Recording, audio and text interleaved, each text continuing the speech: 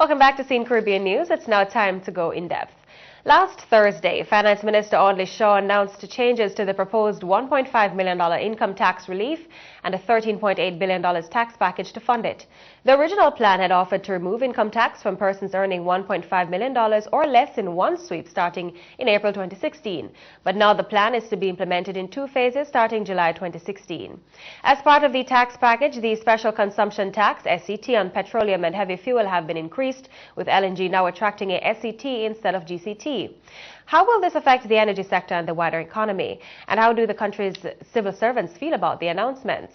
We discuss now with the president of the Jamaica Gasoline Retailers Association, JGRA, Mr. Leonard Green, and the vice president of the Jamaica Confederation of Trade Unions, JCTU, Mrs. Helene Davis-White. Welcome to In Depth, Mrs. Davis-White and Mr. Green. Hello, good evening. Thank you for having me. Well, thank you. Mrs. Davis-White, we begin with you. In the early stages of the announcement, you noted that you were cautiously optimistic. You're also quoted noting that the tax relief could result in decreased productivity. Do those views remain after Thursday's budget presentation? Well, I must admit I don't recall making those statements because one of the things that I indicated very early on is that while the removal of personal income tax is an end goal that I think all of us in Jamaica would want to arrive at the end of the day, based on the current economic situation in which Jamaica finds itself, it's very unlikely that we would be able to do that in the manner in which the JLP was originally proposing. So while we had agreed some years ago that the income tax threshold should be in fact increased to $1 million, it was agreed that we would do it over time. And so that being the case, we had started that from 2012, 2013 thereabouts, gradually increasing the threshold to where it was at just about 600,000. The end game being to get it to $1 million. In respect, though, of the promise made by the JLP and what has happened since, I think most of the stakeholders had indicated that the plan that was proposed by the JLP was not possible in the way that it was originally proposed to implement it, meaning that we did not believe that moving it to $1.5 million could be accomplished in one fell swoop, based on the fact that you would have to find some means of being able to replace revenue loss, number one.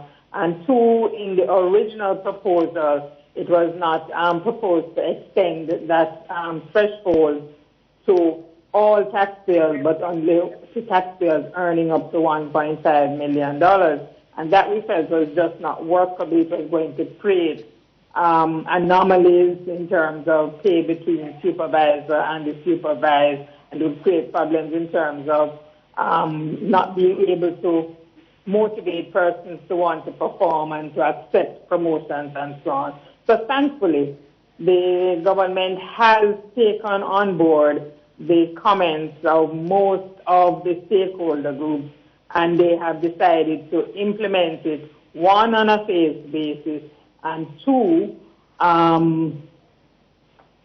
to apply it to all the taxpayers who would be eligible.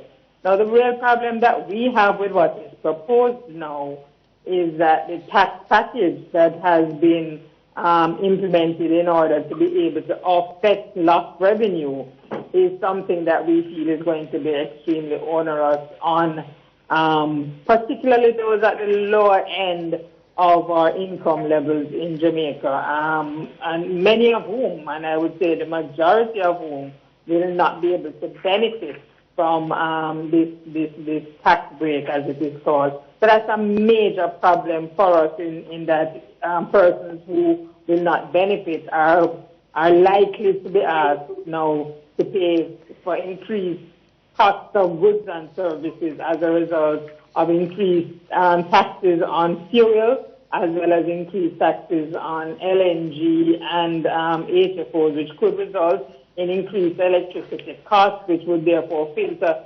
right through the entire economy, and which we think will have an inflationary effect as well. All right, I'm going to get back to you on the effect on public servants, but let me get Mr. Green into the conversation. Mr. Green? Hi.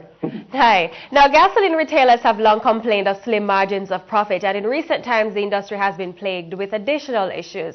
How will this $7 addition to the gas tax likely affect the sector?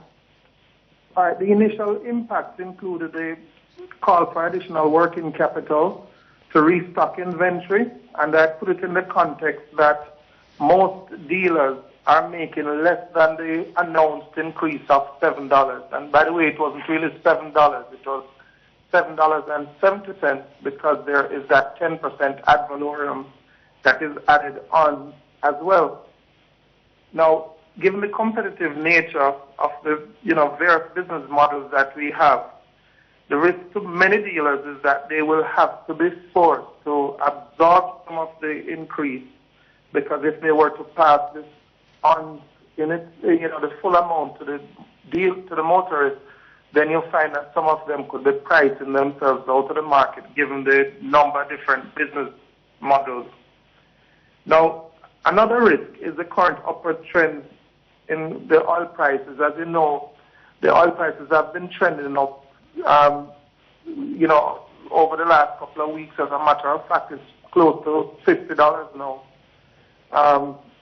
And still moving upward. So there is a major risk, because with every movement upward, that taxes announced will move upward, because although the SCT is fixed, but ad valorem of 10% is added onto that. So that is another major risk. And of course, as you know, with a major, when you have a drastic one-time increase like this, you usually have a reduction in sales. So the volume going down, the prices going up, reduced margins, it spells disaster for a few of our dealers. And of course, for the motorists, and I'm sure Mrs. White might have done her calculation, but a motorist who does, just uses their vehicle for purely domestic purposes is going to have to fork out with current low prices in the region of $15,000 per year more for gas. So this tax is really costing each owner of a vehicle that uses it for domestic purposes only $15 at the current prices. If that goes up, then it means that they could be paying more per annum as well. So, it has to be analyzed, and when you analyze it, you see that it wasn't probably the best area to go for additional revenue, tax revenue.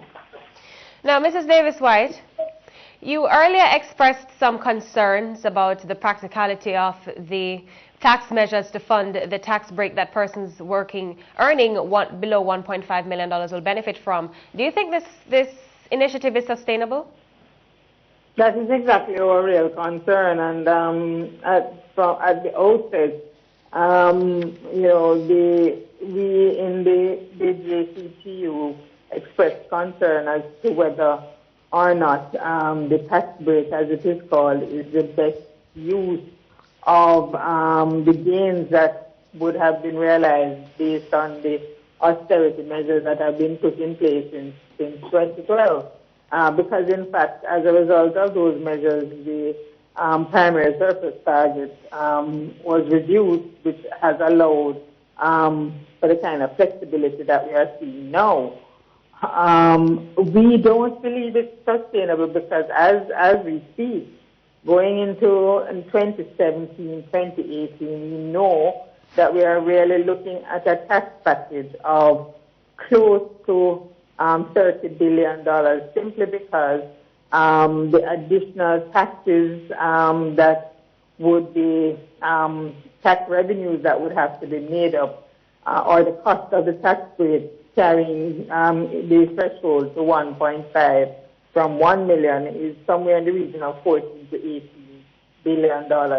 In addition to which, the government will no longer have the ability to draw down from the National Housing Trust $11.4 billion, which it has been, which the Housing Trust had committed over a 4-year period, which ends in March 2017.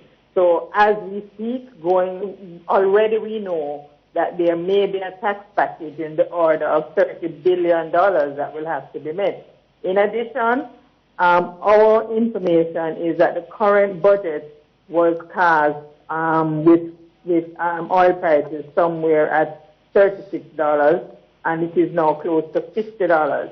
So that alone presents another risk. So what we are looking at is a budget that may not be worth the paper on which it is written, simply because a lot of the projections are not realistic. And in terms of, when you make projections as to what it is that you're likely to gain from any tax measure, you generally have, certainly in the early stages, you're not able to realize as much because of the fact that persons may balk at having to pay these increased costs or may make decisions to consume less, and so the government takes in less. So there are a lot of risks, a lot of things that we cannot calculate down to the last cent. And so on that basis, we are watching very closely because we believe it is totally unsustainable at this time. Okay, now Mr. Green. Hi. Hi. Last year, though gas prices hit an all-time low, that was not reflected at our pumps, and there were several complaints of system exploitation. Has the association drafted measures to ensure that its members do not overcharge their customers? Oh, certainly. As a matter of fact, our books are open to audit, and we display our prices on our price board. And unfortunately, the public doesn't know what price marketing companies sell us the product for, nor do they know how much Petrojam, well, they know how much Petrojam is selling, they know how much we are selling, they do not know what the marketing company is selling for.